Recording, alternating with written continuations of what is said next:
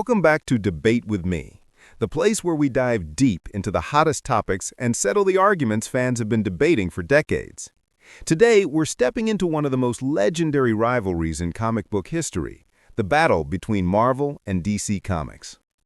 When we talk about superheroes, names like Superman, the godlike protector, or Captain America, the everyman hero, immediately come to mind. But here's the real question. Is it just coincidence that we find so many strikingly similar characters across these two universes? From Thanos versus Darkseid to Deadpool versus Deathstroke, the parallels are almost too close to ignore. But behind these similarities lies more than simple rivalry. It's a story of inspiration, competition, and sometimes outright accusations of copying. In this video, we're not just going to list release dates and character debuts. You've seen that before. Instead, we'll dig deeper into the creative philosophies that shaped both Marvel and DC, exploring what makes each universe unique while asking the big question, who really copied who first? So stick around, because this debate goes beyond trivia. It's about the very DNA of superhero storytelling. And don't forget to hit subscribe and turn on notifications so you won't miss the next epic debate. To truly understand this never-ending rivalry, we have to turn back the clock to the very beginning. And here, one question immediately arises. Who created the first superheroes, and why did they create them in the first place? In 1938, during the shadows of the Great Depression, DC Comics, then known as Detective Comics, introduced a symbol of hope, Superman. An alien from another world armed with nearly limitless powers, unburdened by the flaws of ordinary men. Superman embodied the ultimate ideal, a godlike protector of humanity. Soon after came Batman, the Dark Knight driven by justice, and Wonder Woman, a warrior princess of the Amazons. Together, they defined a universe of heroes who stood as larger-than-life figures, almost invincible, moral absolutes that reflected humanity's highest aspirations. But here's the controversial question. Did DC, by crafting such flawless paragons, accidentally set the bar too high?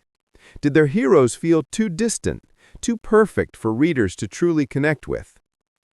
Just 4 years later, Timely Comics, the company that would become Marvel, entered the scene. They too created superheroes, but with a radically different philosophy. Instead of gods, they gave us people. Characters who were deeply flawed, relatable, and often conflicted. Spider-Man was just a high school kid struggling with money, responsibility, and heartbreak. Iron Man was a genius billionaire crippled by arrogance and alcoholism. Even Captain America, the patriotic icon, was at his core a frail young man transformed into a soldier, only to wake up decades later in a world that had moved on without him. So why did Marvel take this path? Was it a conscious recognition that readers needed heroes who looked and struggled like they did? Or was it a clever strategy to directly challenge the weak spot in DC's philosophy of near perfection? And that brings us to the real debate. Which philosophy is stronger? A world of untouchable gods representing ideals, or a world of flawed humans who fight not only villains, but also themselves? I want to hear from you. Which side do you find more compelling, and why? Drop your thoughts in the comments, because this debate is far from over. Now that we've set the stage with the origins and philosophies of Marvel and DC, let's get into the heart of this rivalry. The characters themselves. And here's where things get really interesting, because when you look closer, you'll find pairs of heroes and villains that are so similar, it's impossible not to wonder who copied who. Now that we've set the stage with the origins and philosophies of Marvel and DC, let's get into the heart of this rivalry, the characters themselves. And here's where things get really interesting, because when you look closer, you'll find pairs of heroes and villains that are so similar, it's impossible not to wonder, who copied who? 1. Clash of the Eternal Icons. Let's start with the most iconic hero of them all, Superman. Born in 1938 during the Great Depression, Superman wasn't just a character. He was a beacon of hope. An alien with near-limitless power, free from ordinary human flaws, he stood as the ultimate symbol of truth and justice. But decades later, Marvel introduced their own Superman types. Hyperion, 1969, and Sentry, 2000. Were these tributes or imitations? Hyperion, unlike Superman, was often written as morally gray, sometimes even a villain.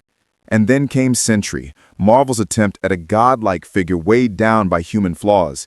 He was powerful beyond imagination, but inside him lived the Void, his dark alter ego. Instead of a flawless savior, Marvel gave us a tragic figure, someone who symbolized the fragile line between heroism and destruction. So here's the question. Does a perfect hero like Superman still resonate in today's complex world? Or do flawed, conflicted characters like Sentry represent the kind of heroes we actually need? 2. The outcast and the merc with a mouth. Now, let's talk about one of the most obvious copycat controversies. Deathstroke 1980 versus Deadpool 1991. Deathstroke's Slade Wilson is a cold, calculated assassin, a super soldier with military precision and deadly skill. He's a ruthless mercenary, feared by heroes and villains alike. And then, just over a decade later, Marvel gave us Wade Wilson, Deadpool. Same last name, similar design. At first glance, it almost screams plagiarism. But here's the twist. Marvel turned this knockoff into something entirely unique. Deadpool isn't a stoic killer. He's chaotic, funny, self-aware, and constantly breaking the fourth wall. In fact, his flaws are what made him more beloved than Deathstroke ever was. So maybe the real debate is this. Is Deadpool proof that even a copy can surpass the original if you dare to reinvent it? 3. The battle of magic, light versus shadow. Every great universe needs a master of mysticism. For DC, it was Dr. Fate, 1940. His powers come not from study or skill, but from Nabu, a mystical entity. Dr. Fate is more of a vessel than a man, forever bound to the helmet of fate. Marvel's answer, Doctor Strange, 1963. But instead of destiny, Strange's story is about transformation.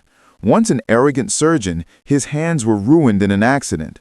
Through discipline, humility, and sacrifice, he became the Sorcerer Supreme. So, what kind of sorcerer speaks to you more?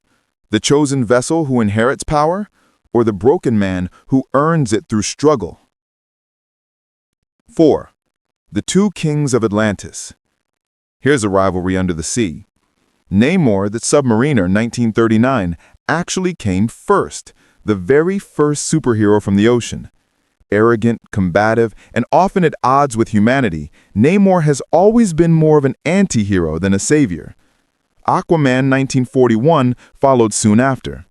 Unlike Namor, he was written as a mediator, a bridge between land and sea. But let's be honest, for decades, Aquaman was the butt of jokes. Pop culture painted him as the weak Justice Leaguer who could only talk to fish. So who's the real king of Atlantis? The prideful warrior who demands respect, or the noble king who carries the burden of two worlds? 5. The titans of villainy. And finally, the heavyweights, Darkseid and Thanos. Darkseid is the embodiment of tyranny, obsessed with the anti-life equation, a formula that would erase free will and enslave all existence. He's not just evil, he is the very idea of oppression incarnate. Thanos, on the other hand, began as a clear echo of Darkseid, but Marvel took him in a different direction. Rather than pure domination, Thanos became a twisted philosopher. In the comics, he sought to please Death herself. In the movies, he aimed to balance the universe by wiping out half of life, not because he hated existence, but because he believed it was the only way to save it. So I'll leave you with this. Who's the greater villain? The tyrant who craves absolute control? Or the madman who thinks he's saving us from ourselves? 6. Other echoes and final thoughts. And these are just the most famous cases. The list goes on. Flash, 1940 versus Quicksilver, 1964. Green Arrow, 1941 versus Hawkeye, 1964, and many more. But the truth is, while the powers, costumes, and names might feel familiar, every character has been shaped to fit their own universe's philosophy and storytelling style. So maybe the real question isn't who copied who first. Maybe it's this: who told the better story? Who created a character with enough depth to endure for generations? And believe it or not, the list of uncanny resemblances doesn't end with the big names we just discussed. There are plenty more that make fans scratch their heads. Green Arrow, DC, 1941, and Hawkeye, Marvel, 1964, two master archers, sharpshooters without superpowers. The Atom, DC, 1961, and Ant-Man, Marvel, 1962, heroes who shrink and expand at will. Bane, DC, 1993, and Crossbones, Marvel, 1989, muscle-bound villains with brute force and tactical minds. Black Canary, DC, 1947, and Mockingbird, Marvel, 1972, skilled fighters and espionage experts. Flash, DC, 1940, and Quicksilver, Marvel, 1964, speedsters who can bend the laws of physics. Wonder Woman, DC, 1941, and Wonder Man, Marvel, 1964, a striking name and power overlap. Red Tornado, DC, 1968, and Vision, Marvel, 1968, androids with human-like hearts and identities. And the list goes on. Timberwolf and Wolverine, Catwoman and Black Cat, Enchantress, DC, and Enchantress, Marvel. The parallels are endless. So, the question becomes, are these coincidences, tributes, or outright copies? Over the decades, the rivalry between Marvel and DC has been far more than just competition. It's been a constant exchange of ideas, sometimes suspiciously close, sometimes refreshingly different. But one thing is undeniable. Without this rivalry, the comic book industry as we know it would never have become so rich, diverse, and inspiring. Instead of simply copying, both publishers found ways to transform similar ideas into characters that carried unique identities, deeply woven into pop culture.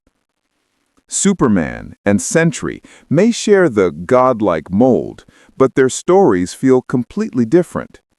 Deathstroke and Deadpool may look like twins, but one became a stoic mercenary, while the other became a cultural icon of chaos and comedy. And that's the real takeaway. It's not about who came first. It's about who told the story that lasted. The heroes and villains who survive aren't the ones who appeared first, but the ones whose struggles, flaws, and philosophies resonated with us the most. So, let me ask you, which side do you think tells the stronger stories, Marvel or DC? Or do you believe both need each other to keep pushing forward? Drop your thoughts in the comments. I want to see your take on this endless debate. And of course, don't forget to subscribe to Debate with Me and hit the bell icon so you won't miss the next battle of ideas. Because, trust me, this rivalry is far from over. Thank you for watching. If you like this video, don't forget to like, share and subscribe so we can create more content.